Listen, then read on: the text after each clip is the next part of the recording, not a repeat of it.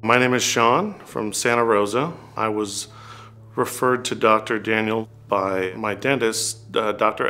Elward. My dentist has an issue getting me numb. No matter how hard they try, they could not get the nerve numb enough, and rather than put me through unnecessary pain, she referred me to the oral surgeon. It was just amazing. I've had a lot of really bad dental experiences because of the issues with numbing, and they've tried nerve blocks and all kinds of things, and it was always just a really bad experience, a lot of having to just grit through the pain. They had to do a bone graft to get the implant put in. Dr. Daniels went in, gave me a little bit of medicine. Next thing I knew, I woke up and it was done. I didn't feel anything. I didn't wake up in the middle of it. It was the best experience I've ever had having to deal with dental stuff. I work with people from all around Sonoma County, Santa Rosa, Rohnert Park, Petaluma.